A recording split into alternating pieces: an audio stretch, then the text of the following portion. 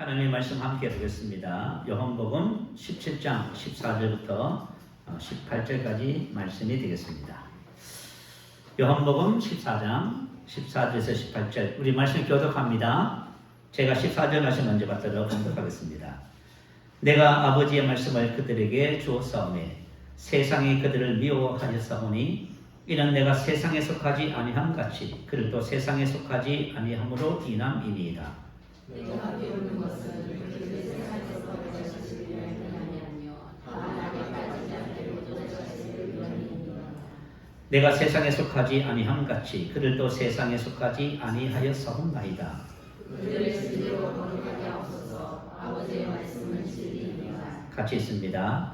아버지께서 나를 세상에 보내신 것 같이 나도 그들을 세상에 보내었고 아멘. 자, 이 본장은 예수님께서 제자들에게 마지막 설교를 마치셨지요.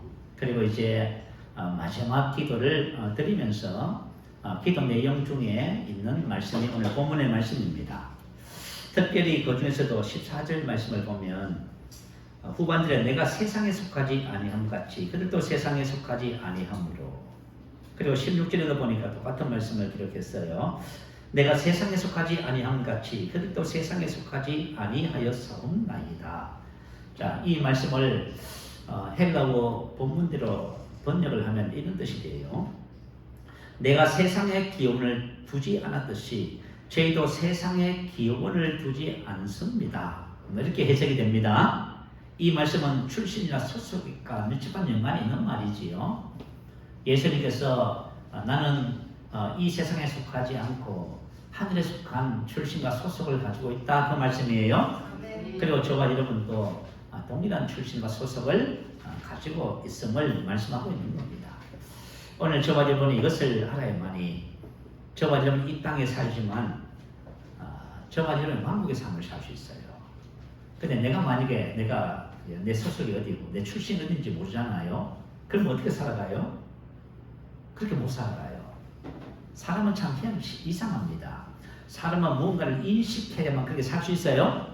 인식하지 않는 것은 안 살아요. 여러분들이 만약에 그죠? 오늘 주님께서 말씀하신 대로요, 나의 출신과 소속에 대한 정확한 인식을 갖고 있잖아요. 그러면 여러분이 그렇게 살아가요. 그래, 그것을 모르고 계신다, 안 살고 있다는 것이에요. 자, 오늘 우리 예수님의 출신과 소속, 우리의 출신과 소속에 대한 분명한 인식을 가지는 은혜 시간이 됐으면 좋겠습니다. 자, 예수님의 출신과 소속은 어디입니까? 예수님 자신이 이제 질문하셨어요. 요한복음 3장 13절에 보면 하늘에서 내려온 자 곧 인자. 인자는 예수님 자신을 칭송합니다. 예수님 어디서 오셨다 하지요? 하늘에서 내려왔다 하죠. 이 세상이 아니다, 그 말씀이에요. 또 17절에 보면 하나님이 그 아들을 세상에 보내신 것은, 자, 하나님께서 예수님을 이 세상에 보내신 거예요. 그래서 예수님이 오셨다, 그 말이에요. 하늘은 어떤 곳이냐 하면 하나님께서 거하시는 곳을 하늘이라고 표현을 합니다. 자, 그렇다면 예수님께서 하늘에서 오셨다는 증거가 무엇입니까? 이렇게 질문할 수 있어요. 요한복음 3장에 보면 밤에 니고데모, 지금쯤 말하면 국회의원 되는 사람이 밤에 예수님하고 신앙 상담을 위해서 찾아오셨다잖아요. 와서 그가 이렇게 말을 해요. 그가 밤에 예수께 와서 라피여, 우리가 당신은 하나님께로부터 오신 성생인 줄 아나이다. 하나님이 함께 하시지 아니하시면 당신이 행하시는 이 표적을 아무도 할 수 없음이니이다. 자, 예수님께서 행하시는 표적이 바로 예수님께서 하늘에서 왔다는 증거다, 그 말이에요. 하나님이 보내셔서 하나님이 함께 하니까 가능하지요, 그 말이에요. 네, 요한복음 9장에 보면 날 때부터 소경된 사람이 눈을 떴습니다. 근데 바리새인들이 찾아와서, 그죠? 이제 시비를 거는 내용이 나와 있어요. 나오면서 바리새인들이 뭐라고 얘기하냐면 나는 그가 어디서 온 줄 우리가 모른다, 이렇게 얘기합니다. 그랬더니 소경이 이렇게 말을 해요. 한번 들어볼까요? 자, 9장 29절에 보니까요, 하나님이 모세에게는 말씀하신 줄을 우리가 알거니와 이 사람은 어디서 왔는지 알지 못하더라. 이 바리새인들이 하는 말.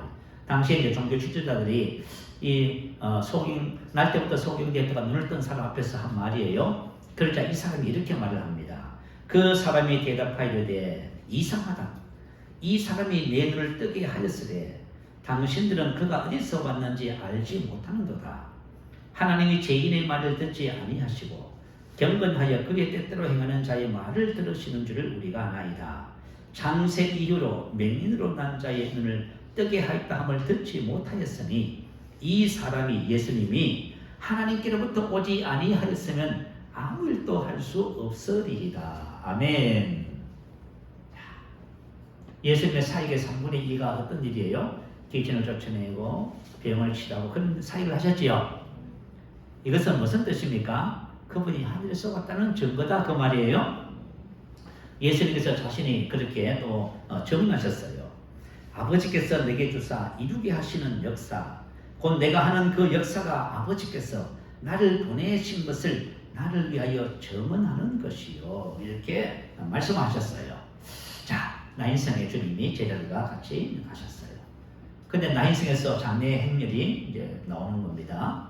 거기는 독자를 둔 가부의 아들이 죽었습니다. 가부가 얼마나 슬프겠어요. 근데 예수님께서 그 장례 행렬을 멈추셨지요. 멈추게 하시고는 지금 그죠? 세마포에 둘러싸여 있는 그 청년을 향해서 뭐라고 얘기하십니까? 청년아 일어나라.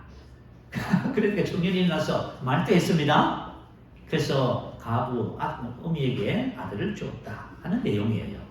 자, 여러분, 성경에 기록된 내용에 의하면은 예수님은 하늘에서 오신 분이 분명하지요. 네. 이 세상에 있는 사람은 그런 일을 못합니다. 근데 오늘날 교회가 무슨 일을 해요? 예수님께 사실 똑같은 일을 하지요. 그럼 교회가 어디에 속한 거예요? 하늘에 속했다는 증거예요. 만약에 교회에 아무 일도 없다, 그럼 하늘에 속했다는 증거가 없어요. 그래서 예수님께서 뭐라고 하셨어요? 믿는 자들에게 뭐라 했어요? 이런 표적이 따르니 저희가 내 이름으로 귀신을 쫓아내며 병든 자에게 손을 얹은 적 나으리라. 교회는 하늘 왕국이라고 하는 표시가 바로 기적을 통해서 나타나는 거예요. 근데 누구에게서 이런 표적이 나타나요? 믿는 자를 통해서. 여러분 참 놀랍지요. 그래서 저와 여러분이 지금 처하고 있는 이 교회가 그죠? 어디서 왔는지를 여러분 모르면은 여러분 왕상을 못 사는 거예요. 자, 그래서 예수님은 바로 하늘에서 오신 분입니다. 그리고 왜 오셨을까요? 그럼 이 세상에 오신 이유가 있을 거 아니에요. 근데 하나님께서 왜 예수님을 보내셨지요? 본문 18절이 바로 그 답을 맞아주고 있어요. 자, 18절 다시 해볼까요? 아버지께서 나를 세상에 보내신 것 같이 나도 그들을 세상에 보내었고, 아버지께서 나를 세상에 보내신이라고 말씀하지요. 보내신 것 아포스텔로, 이 보내다 파송하다 그 뜻이요. 이것은 왕의 사제를 의미하는 단어예요. 왕이 사제를 보낼 때 이 단어를 사용합니다. 자, 다시 말하면 예수님은 특별한 목적을 위해 하나님의 대표로 이 땅에 파송한 거예요. 파견했어요.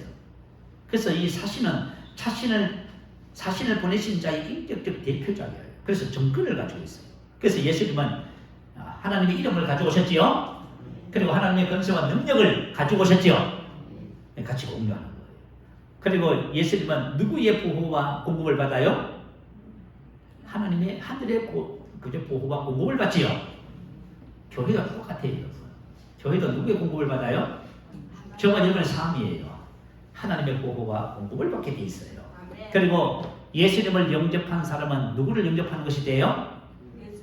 하나님을 영접하는 것이 된다 하지요. 나를 영접한 자는 아버지를 영접하고, 제자들을 영접하면 누구를 영접해요? 예수님을 영접하지요. 이게 바로 사절이라는 뜻이에요. 무슨 말인지 알겠지요? 그래서 예수님은 하나님을 대표해서 하나님이 하시는 그 일을 위해서 이 땅에 사절로 파송된 거예요. 그 일을 하고 싶다 그 말이에요. 자, 그러면 예수님의 사명은 분명하지요? 자, 예수님의 사명은 분명해요. 아버지의 일을 하는 거예요. 그래서 요한복음 17장 한번 봐요. 자, 요한복음 17장 4절 한번 볼까요? 4절 보면 아버지께서 내게 하라고 주신 일을 내가 이루고 아버지를 이 세상에서 영화롭게 하여서, 아버지께서 내게 하라고 주신 일이 뭐지요? 3절 영생을 얻게 하는 것. 사람들에게 뭐 하는 거예요? 자, 영원 구원, 영생을 얻게 하는 것입니다.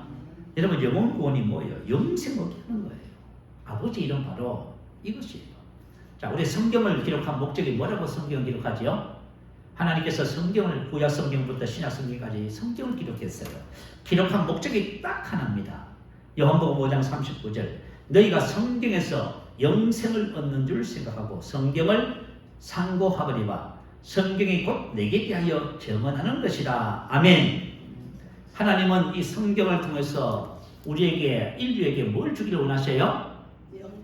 영생. 하나님의 생명을 주기를 원하세요. 왜냐하면 사람이 죄 때문에 하나님의 생명에서 떠나 있습니다.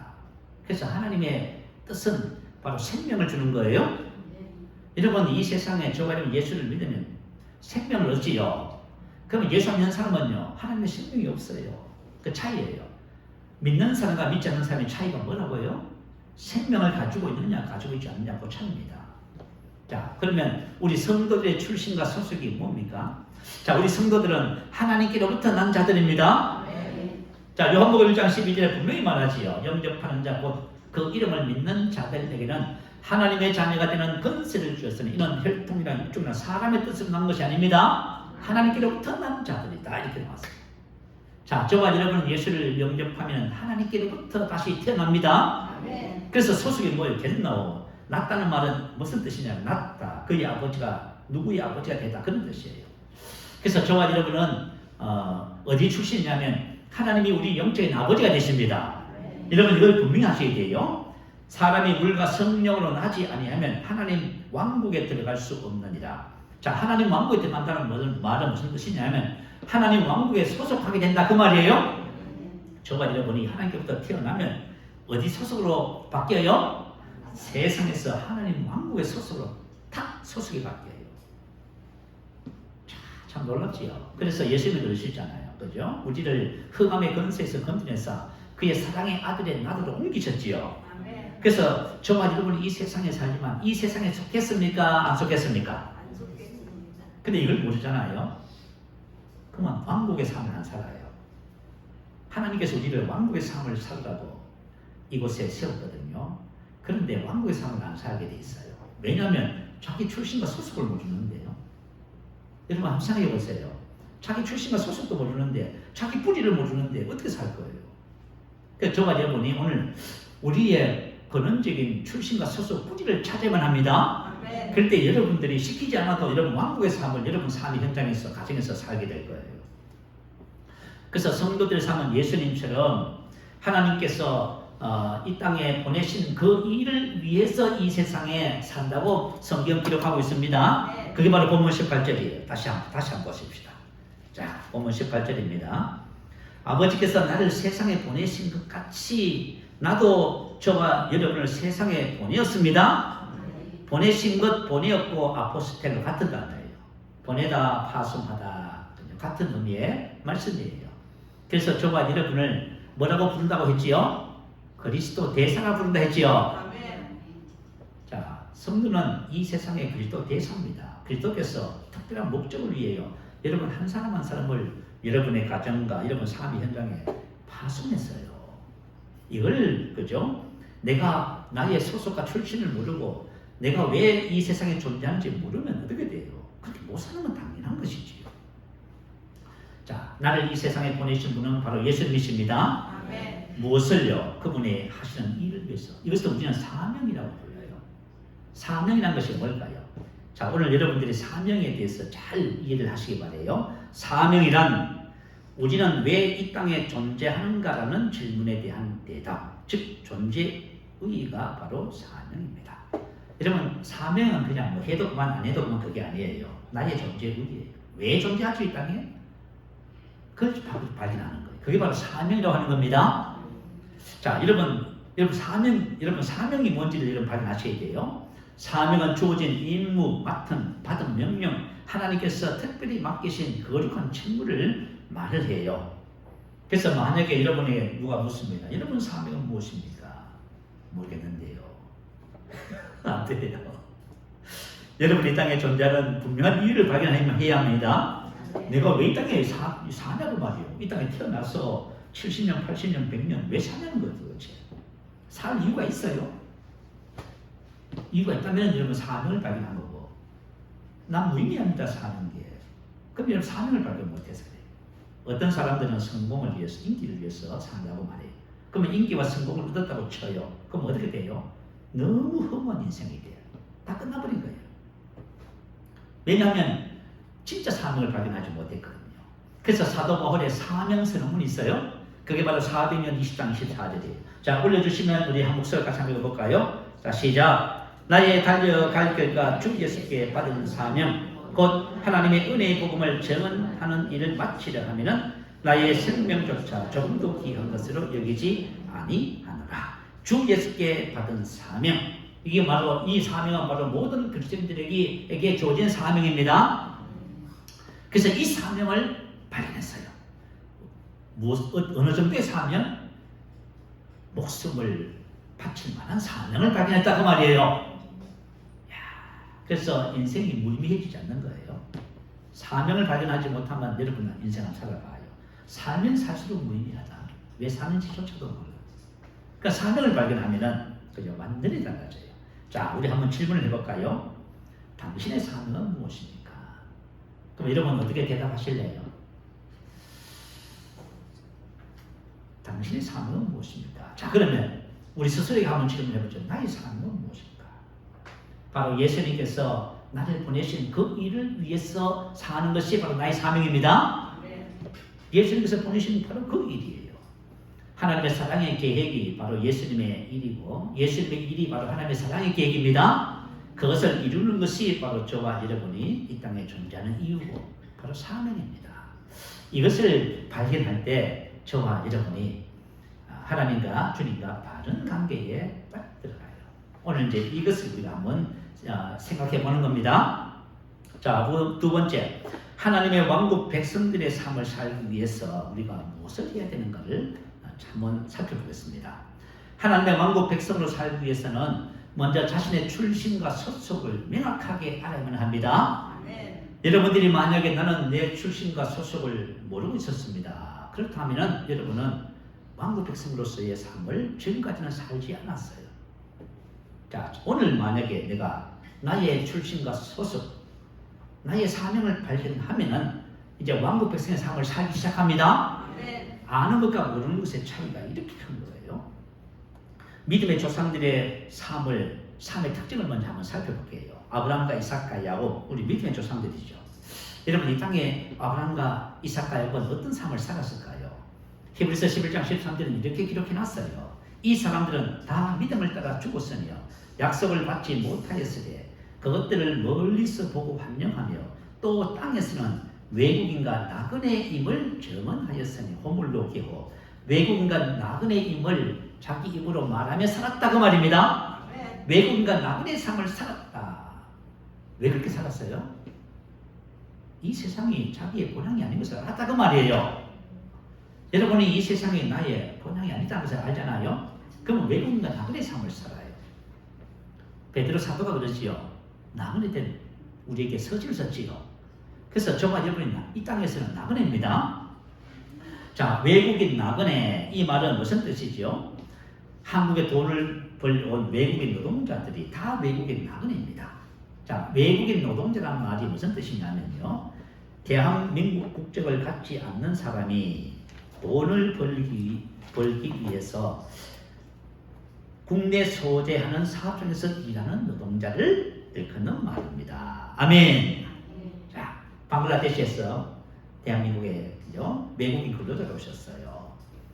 이분은 분명히 한국에 지금 살고 있어요. 그리고 한국 소재 사업체에서 일을 하고 있고 다 그렇게 하고 있어요. 그렇지만 국적은 어디예요? 방글라데시. 그러면 그분은 무엇을 위해서 살아요? 방글라데시를 위해서 살겠지요. 돈을 벌면 어디 가요? 방글라데시 갑니다. 성실한 외국의 노동자는 80%를 고향에다가 붙인다고 합니다. 그러니까 저와 저는 왕국의 삶을 살지 않는다는 뜻은 뭐예요? 국적 모른다고 말이에요. 이게 비극이 비극. 우리가 이 땅에 살면 이 땅에 속했다고 생각해요. 이 땅에 속한 사람과 똑같이 사는 이유가 뭐냐면 우리가 지금 이 땅에 외국인 나그네라는 사실을 몰라요. 그런데 아브라함과 이삭과 야곱은 알았다고 말이에요. 아브라함과 이삭과 야곱은 가나안 땅에 살았지만 그들은 자신들이 외국인과 나그네임을 정하면서 살았어요. 그래서 히브리서 11장 9절 10절은 뭐라고 기록했냐면 이삭 및 야곱과 더불어 장막에 거하였으니 이는 그가 하나님이 계획하시고 지으실 터가 있는 성을 받았습니다. 장막에서 살았다, 거주했다. 이 말은 장막은 뭐예요? 텐트를 말해요? 임시거처를 말해요. 내가 장막에서 살고 있어요. 임시거처. 외국인과 나그네라고 사람들에게 말을 해요. 맞지요? 상가, 말이 맞네요. 그런데 내가 외국인 나그네 하면서 전부 다 이 땅에 집을 사고 거주지를 만들고 그렇게 하고 있어요. 그러면 외국인 나그네는 분명한데 삶은 뭐예요? 종잡을 수가 없어. 이 사람 어떻게 돼요? 떠나면 전부 다 자기 것 안 됩니다. 이거 다 전부 다 흔들하고 있는 거죠. 조가지면 삶이 똑같아요. 그래서 여러분 아브라함과 이삭과 야곱은 그저 늘 임시 거처에 있고 하면서 자기들이 외국인과 나그네라고 적응하면서 살았어요. 왜 이렇게 했어요? 하늘 본향 찾는 것을 나타내요. 자기들의 본향을 알았다고 말이에요. 자, 그러면 저와 여러분이 이 땅에서 외국인과 나그네인데요.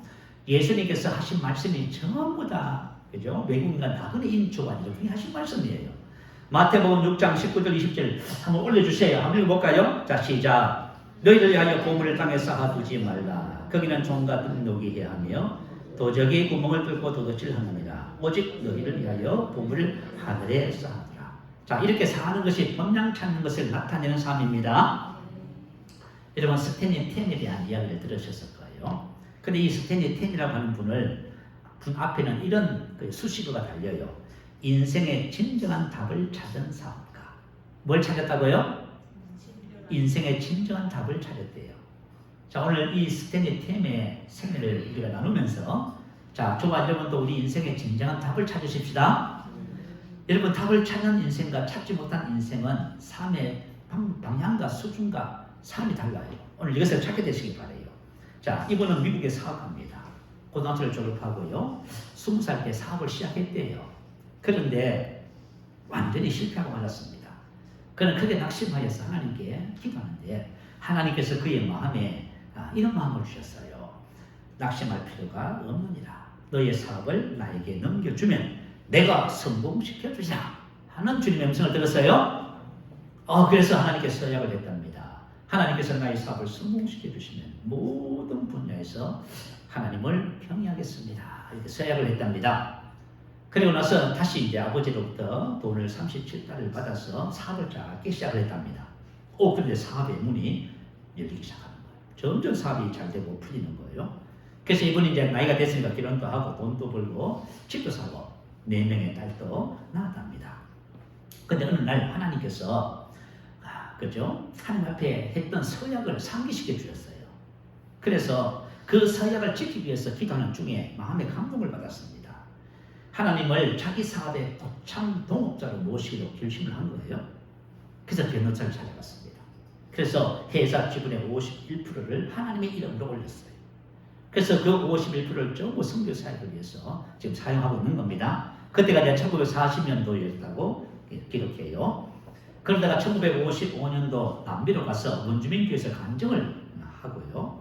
이제 사람들을 구원으로 초청을 했습니다. 그럼 사람들이 많이 앞으로 나오는 거예요. 그런데 앞으로 나오는 사람들을 바라보고 있는데 그때 예수님께서 그의 마음에 감동을 주십니다. 스탠리, 이 세상에서 가장 값진 것이 무엇이지? 하고 물으셨습니다. 스탠리가 이렇게 대답하지요. 네, 영혼을 구원하는 것입니다. 자, 스탠리, 100년 후에 가장 크게 남는 투자가 무엇이지? 네, 영원한 것에 대한 투자입니다. 그렇다면 너의 모든 사업을 다 내게 넘겨주지 않겠니? 이렇게 말씀했습니다. 그러면 우리가 대부분 깜짝 놀라지요?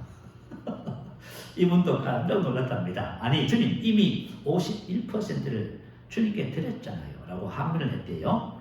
그랬더니 주님께서 이렇게 말씀하셨답니다. 스탠리, 나는 너를 위해 십자가 위에서 모든 것을 다 지불했지 않니? 그런데도 너는 너의 사업을 나에게 넘겨주지 않겠다는 것이니 나를 위해서 그러는 것이 아니라 언젠가는 쓰고 없어질 너의 사업을 영원한 보물로 만들어주고 싶어서 그렇단다. 할렐루야. 그러는 겁니다. 그래서 이 스탠리 템이 주님 감사합니다. 제게는 모든 것을 다 드리겠습니다. 그래서 그 시로 이제 스탠리 템이 자기 사업의 모든 주식을 어떻게 해서요? 세계 복음 전도 사역에 전부 투자해버렸다. 전부 다 기증을 해버렸대요. 그리고 모든 수입은 이제 복음 전도 사역에 쓰이는 거예요. 근데 놀라운 일은 뭐냐면 그 이로부터 이 회사가 번창하기 시작하는데요. 이 처음보다 4배나 더 큰 공장을 짓게 되어진 글로벌 기업으로 성장해가기 시작했답니다. 그래서 나온 책이 하나 있어요. 하나님이 나의 기업을 소유하신다. 할렐루야. 지금 이 책이 우리 한국에도 번역돼 나왔어요. 그리고 이분의 감정은 뭐냐면 전부 이거예요. 하나님이 나의 기업을 소유하신다. 이렇게. 그죠? 자, 그리고 이 스탠리 템은요. 하나님 나라를 위해서 평생 3가지 목표를 가지고 살았다고 합니다. 그 첫 번째가 뭐냐면 매일 3사람을 예수님께로 인도하는 것. 그것이 첫 번째 목표. 두 번째는 평생 100만 명에게 복음을 전하는 것. 세 번째 목표는 해마다 선교사에게 100만 달러를 헌금하는 것. 자, 여러분 1950년대, 40년대, 50년대 이때는 100만 달러 하면 100만 장자가 했어요. 지금은 좀 다르지만. 그런데 이분은 뭘 해요? 매년마다 100만 달러를 헌금하겠다고 한 거예요. 그래서 사람들이 물었습니다. 왜 이런 일을 이렇게 계속 하시나요? 이렇게 물었어요. 그랬더니 이분이 하는 말씀이 뭐냐면 이 세상에 썩어질 것을 심어서 영원한 것을 거두기 위해서입니다. 그리고 1950년대 한국을 방문했어요. 그죠? 이분이 한국을 방문했어요. 그리고 우리 한국의 성결교단입니까? 모 선교단체와 협력했어요. 전쟁의 폐허 속에서 유일한 해답은 예수 그리스도예요. 이 예수 그리스도를 전하기 위해서 500개 이상의 교회에 교회 개척을 후원했어요. 그리고 아마 한 600개 가까운 교회를 후원했다고 이렇게 나와 있어요. 그리고 이분이 인도에 있는 1000개 교회를 세웠어요. 참 놀랍지요, 그죠? 근데 이 스탠리 템이라는 분이 무슨 말을 하냐면 사업은 나의 부업입니다. 그리고 나의 본업은 선교입니다. 그래가지고 그죠? 이분 앞에 뭐가 붙었어요? 인생의 진정한 답을 찾은 스탠리 템. 여러분, 이게 바로 우리가 인생이 이 땅에 존재하는 목적이에요? 네. 답을 찾은 거예요, 여러분. 제가 여러분들이 답을 찾았으면 좋겠어요. 왜 살아야 되는지 이유도 찾고요. 그리고 하나님께 우리의 삶을 드리는 것이 당연하고 마땅한 것을 발견하셔야 돼요. 그럴 때 하나님께서 저와 여러분의 삶을 마음껏 축복할 수 있어요. 그래서 스탠리 템 같은 이런 위대한 감정을 남기는 삶을 살아갈 수 있다고 말이에요. 자, 그러기 위해서는 왕국 백성의 삶을 배움과 동시에 삶의 우선순위를 정해야만 합니다. 자, 왕국 백성의 삶은 뭐로 살아야 돼요? 믿음으로 살아야 되죠. 오직 나의 의는 믿음으로 말미암아 살리라. 그죠? 우리가 무언가를 인식하는 것이 바로 믿음이에요. 이 믿음이 우리를 지배하는 거예요. 믿음이 바로 유기체를 지배하는 거예요. 그래서 골로새 5장 7절은 이렇게 얘기했어요. 이는 우리가 믿음으로 행하고 보는 것으로 행하지 아니하는도다. 자, 믿음으로 행하고 페리 합격 생활 방식을 뜻하는 단어예요. 무엇이 인간의 존재와 행위를 지배하느냐에 따라 생활 방식과 특성과 형태가 달라진다. 자, 다시 말하면 믿음이 뭘 지배해야 돼요? 저와 여러분의 존재와 행위를 지배해야만 합니다. 그럴 때 우리가 왕국의 삶을 사는 거예요. 자, 그러기 위해서는 우리 안에 뭐가 있어야 돼요? 그렇죠. 믿음이 없는데 어떻게 믿음을 살 거예요? 여러분, 한번 상상. 여러분이 믿음이 있으면 지금 여러분이 왕국의 삶을 살아요. 믿음이 없으면요, 지금 안 살고 계시는 거예요. 그래서 우리가 왕국의 삶을 살기 위해서는 믿음으로 사는 삶을 배우시기만 합니다. 네. 자, 얼마 전에 라도나 오스본 목사님이 오셔서 그리스도 대사들교회에서 목회자 컨퍼런스를 했어요. 자, 저는 그분의 그 말씀 전하는 것을 들으면서 진짜 큰 은혜 받았어. 그게 뭐냐면은 이분은 40년 동안 감기 한 번 걸리지 않으셨대요. 40년 동안 뭐 했다고요? 감기 한 번 걸린 적이 없대요. 왜 그랬을까요? 여러분 한번 생각해봐요. 왜 그분은 40년 동안 감기 한 번 걸리지 않았을까? 그분 나이가 원래 77세쯤 됐어요. 6세인가 7세. 나이가 많으신 할머님이셔요. 근데 한 번도 40년 동안 감기 한 번 걸린 적이 없대요. 왜 그랬을까요? 저는 그 이유를 발견했어요. 그분에게는 질병이라는 것이 없어요. 질병이라고 하는 의식조차 없어요. 질병이 없어요. 왜 질병이 없습니까? 하나님의 말씀에 의하면 주님께서 채찍에 맞은 함을 입었지요. 이미 저와 여러분의 모든 질병은 전부 치료받았습니다. 그래서 질병이라는 자체가 없어요. 이 마인드를 가지고 사시는 거예요. 질병이 없어요, 여러분. 율법의 저주가 없습니다. 그래서 질병이 존재하지 않기 때문에 질병이 목사님을 주장할 수 없어요. 참 얼마나 놀라워요. 자, 다시 말하면 이것이 바로 하나님 왕국의 삶이에요. 말씀과 완전히 하나가 된 거예요. 자, 감정을 하나 해 주셨어요. 훈련받은 사역자가 전화가 왔답니다. 울면서 전화해요. 몸이 컨디션이 안 좋아서 병원 갔더니 뼛속에 암이 생겼는데 얼마 살지 못한다는 거예요. 자, 그래서 이 라도나 목사님께서 그죠? 순간적으로 무슨 말을 했어요? 그것이 당신과 무슨 상관이 있습니까? 자, 여러분, 왕국 백성에게는 어떤 질병도 아무 상관없어요. 이게 왜 그래요? 이분의 마인드는 사고방식은 말씀과 하나가 된 사고방식이에요. 이게 바로 왕국의 삶이에요. 믿음으로 행하는 거예요. 믿음이 나를 지배하면은 저와 여러분이 그죠? 이렇게 살 수 있는 거예요. 제가 그걸 보면서요. 은혜 받았어. 믿음의 사람을 만났다. 믿음의 사람을 눈으로 보잖아. 여러분이 믿음의 사람을 저와 다시 봐야만 합니다. 그냥 대충 사는 사람 말고요. 정말 하나님께서 말씀하신 믿음으로 사는 사람을 봐야 돼요. 그 사람을 만난다는 것이 우리가 그게 최고의 복이에요. 그러면 우리가 그분을 모델로 해서 우리도 그렇게 갈 수 있어요? 있어요? 오, 그렇구나. 믿음의 사람은 이렇게 사는구나. 그래서 우리가 믿음으로 살면 어떻게 돼요? 믿음으로 살면요, 나를 통해서 왕국의 역사가 나타나요. 그게 바로 뭐예요? 믿는 자들에게 이런 표적이 따르지요. 선교사에게 사도에게 이런 표적이 따라요? 특별한 사람에게 아니에요. 믿는 자는 다 따라요. 내가 믿음으로 살면 나를 통해서 왕국의 역사가 나타나는 거예요. 이 세상에 나타나는 거예요. 이게 바로 왕국의 정거예요. 왕국의 정인이지요. 자, 여러분이 왕국에서 왔다면 정거를 한번 내놔봐. 내놓을 것이 없으면 안 된다. 그래서 예수님께서 딱 말씀하셨어요. 이 땅에 교회를 딱 세우고 믿는 자에게 이런 표적이 따른다. 할렐루야. 바로 왕국을 이 세상에 보여주는 거예요. 그래서 우리는 믿음을 얻기 위해서 훈련하셔야만 합니다. 믿음을 얻기 위해서 여러분이 훈련하셔야 돼요. 믿음을 얻기 위해서 어떻게 훈련하면 돼요? 믿음은 뭐에서 납니까? 들음은 그리스도의 말씀으로 말미암습니다. 여러분, 그리스도의 말씀을 여러분이 계속 들으면 여러분 안에 믿음이 발생하는 거예요. 그죠? 그리스도의 말씀을 고백하고요, 영으로 기도하잖아요. 고백 기도 집에 그리스도의 말씀을 전부 다 그죠? 편찬해놨잖아요. 편찬했잖아요.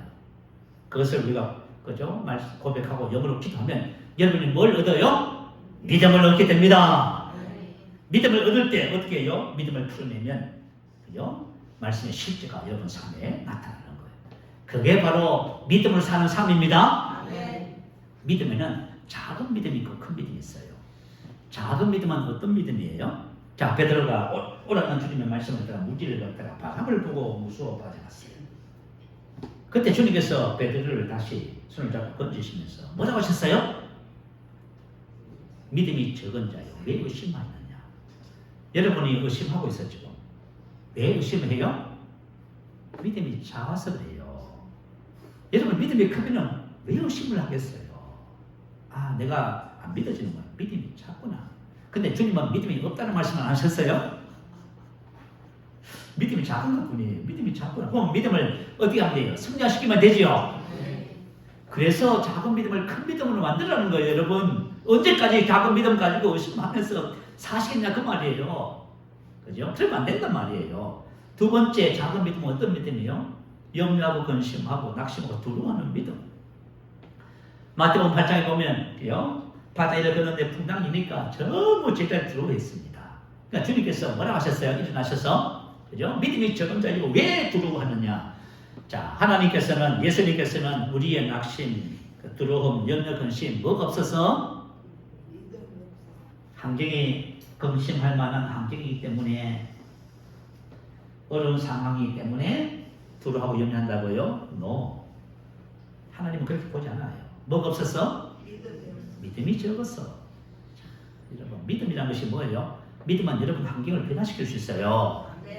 그러니까 우리가 왕국 백성의 삶은 뭐예요? 진리를 가지고 환경을 다스리는 것이 왕국 백성의 삶이잖아요. 그러면 여러분들이 만약에 지금 걱정이 되고 염려합니다. 염려가 되고 낙심이 됩니다. 그럼 뭐예요? 전부 환경을 보고 얘기하는 거잖아. 우리는 보는 것을 안 살지요. 우리는 믿음을 살지요. 여러분이 믿음이 있으면 그 환경을 변화시킬 수 있는 힘이 여러분에게 있단 말이에요. 이게 왕국의 삶이에요. 왕국의 삶. 그러니까 왕국의 삶을 배운다는 것은 여러분이 놀라운 삶을 배우는 거예요. 왕국의 삶은 이 세상에 왕의 삶을 사는 거예요.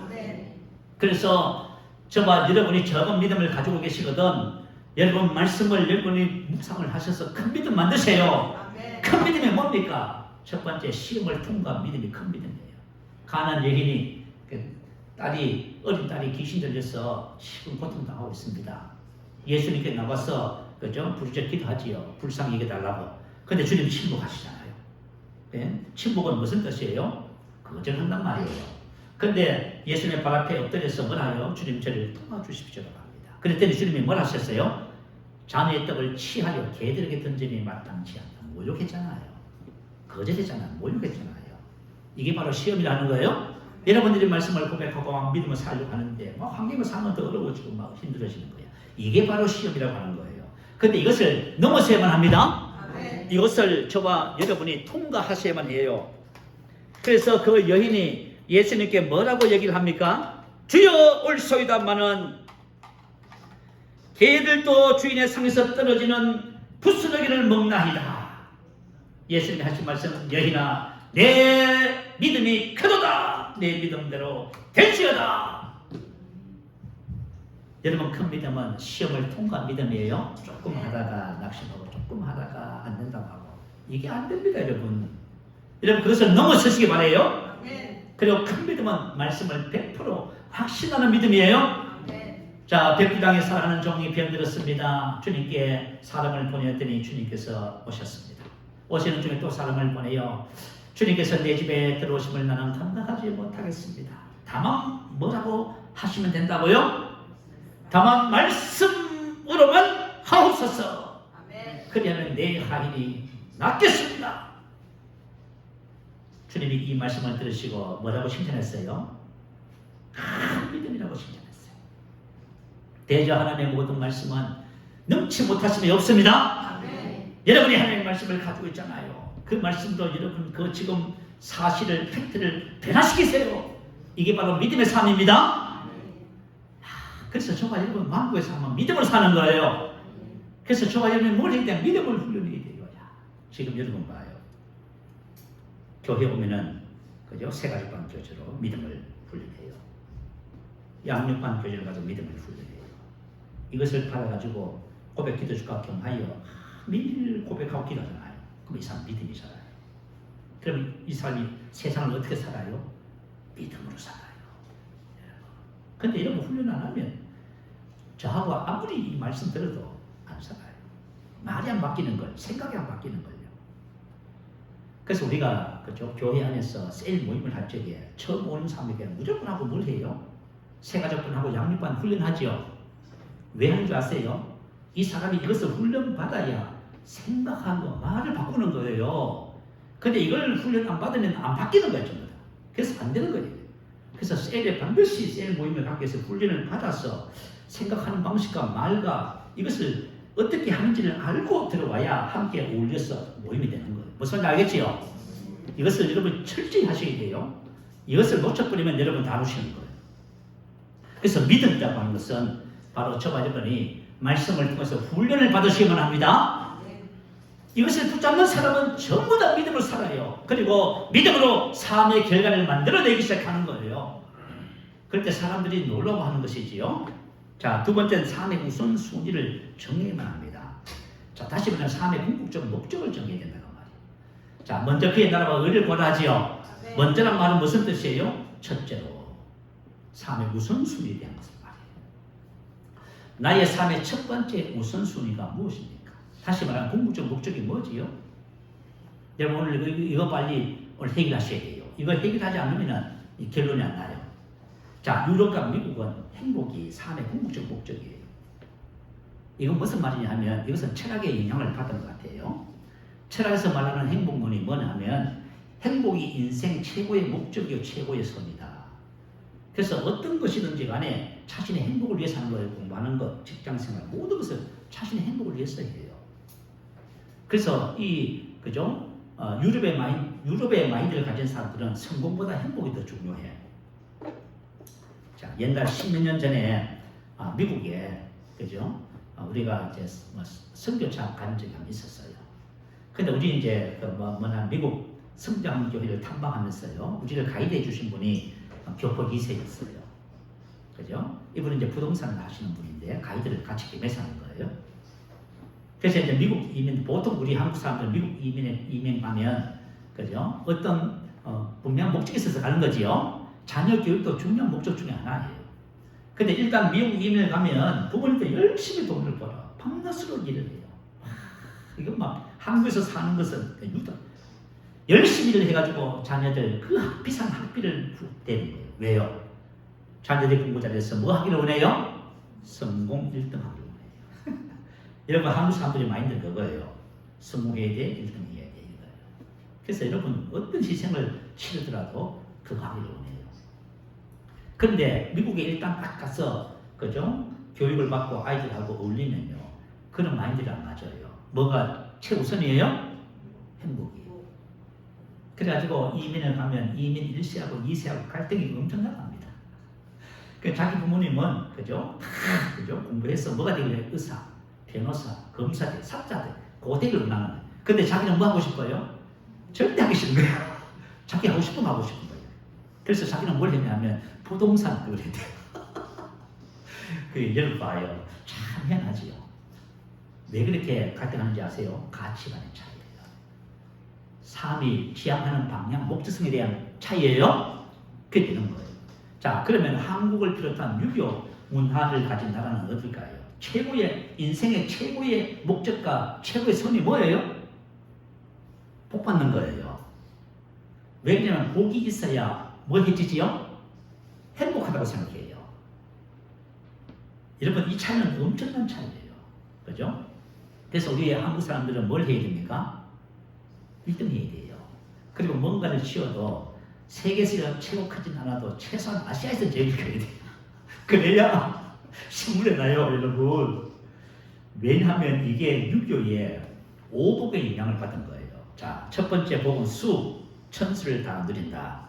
오래 사는 거 좋잖아요. 부, 풍요한 부의 복을 말해요. 인생의 삶에 부족함이 없이 풍요하게 누리는 것을 말해요. 강령, 이것은 몸과 마음의 건강한 복을 말해요. 네 번째 유호덕은 자, 수도 있고 부도 있고 강경도 있으면 남에게 선행과 덕을 베푸는 삶을 사는 것을 말해요. 그리고 마지막으로 고종명, 이건 죽음의 복이에요. 일생을 이렇게 그죠? 천수를 다하고 부하고 강령과 유호덕하면서 죽을 때는 정말 편안하게 객지에서 죽지 않고 자기 집에서 죽는 겁니다. 이게 오복이라는 오복. 그죠? 그래서 이 동양권의 사람들의 이 마인드로 인생의 삶의 최고의 선은 뭐예요? 목적은 복받는 거예요. 성공하는 거예요. 그래야 우리 사회는 성공해야 인정받지요. 실패하면요, 인생 나보다 되죠. 여러분 남편이 돈을 잘 벌면 다 나빠도 오케이, 다 좋은데 돈을 못 벌어. 이렇게 되는 거예요. 자, 기가 막히지요. 우리가 이런 마인드를 가지고 사는 거예요. 그죠? 이게 자기도 모르게 우리가 이미 우리 이 뼛속에 그죠? 형성되어 있는 마인드야. 그러면 하나님 백성의 삶의 우선순위는 뭐예요? 여러분 행복도 복도 아닙니다. 행복과 복은 뭐다가 성경 기록하죠? 우리에게 생태권이라 하지요. 생태권이에요. 자, 그러면 사도 바울의 고백을 통해서 그죠? 저와 여러분의 삶의 우선순위, 최고의 선이 뭔지 한번 살펴보십시다. 고린도전서 9장 23절 올려주세요. 자, 올려주세요. 같이 읽어보십시다. 시작. 내가 복음을 위하여 모든 것을 행하면 복음에 참여하고자 합니다. 자, 사도 바울의 그죠? 인생의 삶의 핵심이에요, 핵심. 내가 복음을 위하여 모든 것을 행하면 복음에 참여하고자 합니다.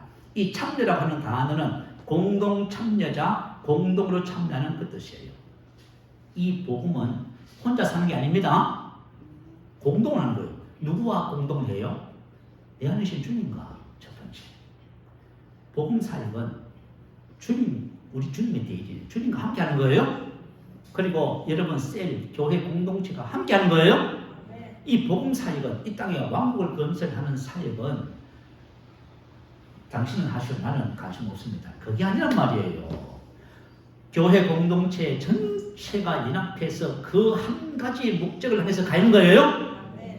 그래서 여러분 셀 모임할 적에 올해는 여러분들이 셀에서 배가 부흥시키세요. 셀원들이 합심해서 여러분들이 영혼 구원을 이루시기 바래요.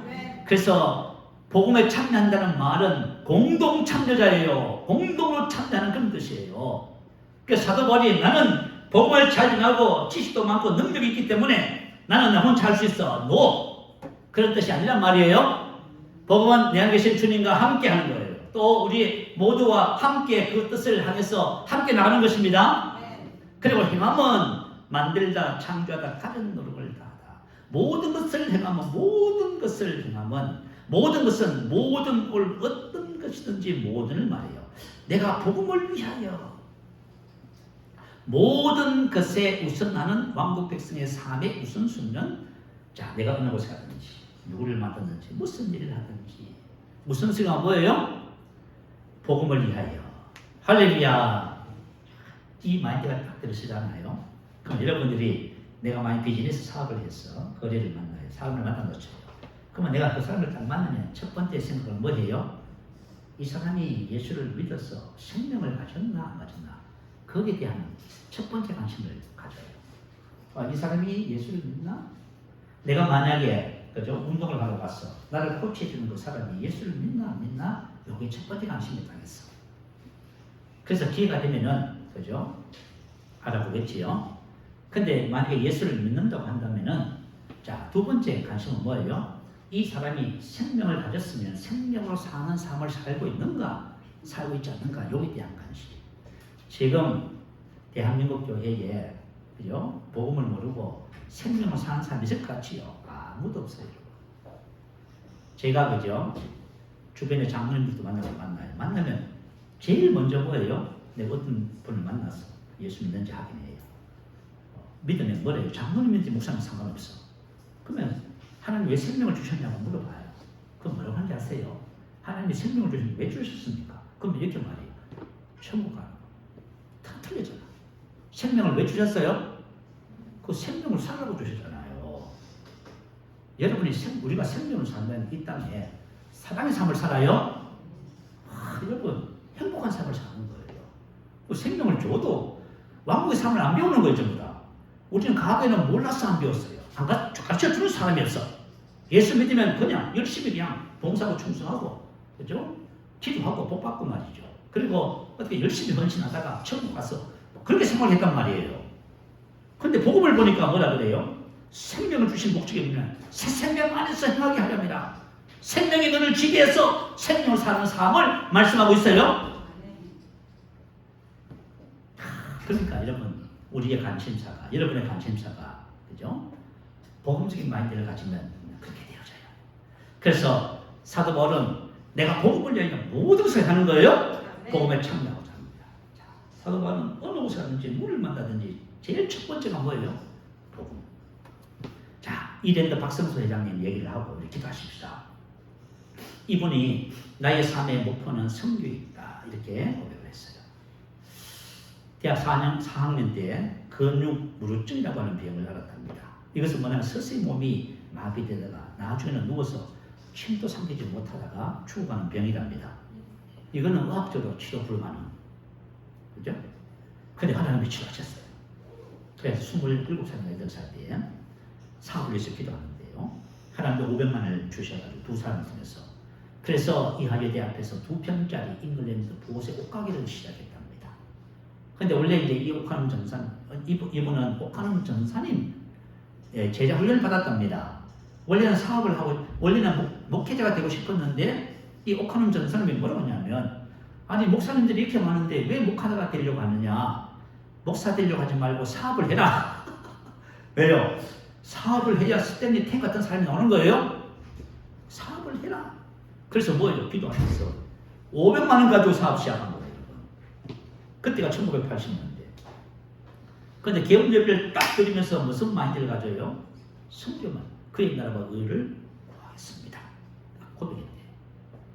그리고 이제 주일 성수하고 11조하고요. 주일 성수를 하는데 주변에서 다 뭘 하지? 그죠? 그리고 이분이 이제 이랜드를 이제 이름 상호를 바꾸고 큰 기업이 되잖아요. 그래서 대리점을 모집할 적에 조건이 있어요. 주일 성수. 주일 성수 안 하면은 자 3번 딱 안 하면 그죠? 대출 이렇게 철저히. 근데 뭐냐면 이 옷을 파는 업종에서는 주일 매출이 전체 매출의 30%를 차지합니다. 그런데 박성수 회장이 뭐라고 하냐면 사람의 계산법과 하나님의 계산법은 다릅니다. 맞지요? 전부 사람의 계산이에요, 여러분. 저와 여러분 인생의 삶을 사는데 하나님의 말씀을 따라가는 게 믿음 생활이죠. 하여튼 이게 훈련을 잘 받은 것 같아요. 그래가지고 말이죠, 그죠? 이 장사를 시작하는데 장사가 너무 잘 되는 거지요. 그래서 어느 날 혼자서 무슨 생각을 했냐 하면 10만 선교사를 파송하자면 돈이 얼마나 들까? 자기 마음에 뭘 하고 싶다? 10만 명 선교사 파송하겠다. 말이 돼요? 말이 안 되는 거지. 야, 참 10만 명 선교사를 파송하자면 돈이 얼마나 들까? 계산해봐야 돼. 그러니까 답이 안 나오는 거죠. 근데 대기업이 되면은 10만 선교사를 올릴 수 있다. 답이 나왔대요. 근데 지금 대기업 됐지요? 지금 잘하고 계시는지 그건 잘 모르겠네요. 하나님께서 뭐라고 하세요? 내 입을 넓게 열라 내가 채워지라. 너희는 먼저 그의 나라와 의를 구하라. 그래 모든 것을 더하여 주시리라. 할렐루야. 여러분 저와 여러분 더하여 주시는 축복 받으십시다. 세상 것 쫓아가면 여러분들이 넘어져요. 그러나 저와 여러분이 이 땅의 출신과 소속을 알고 우선순위가 무엇인지 알고 살아가잖아요. 그러면 저와 여러분이 인생의 답을 찾는 거예요. 스탠리 탱 같은 그런 일꾼들이 우리 교회도 나왔으면 좋겠어요. 한 사람만 나와도요 수천 개 교회 세울 수 있어. 그런 은혜가 저와 여러분에게 주어질 줄 믿습니다. 할렐루야.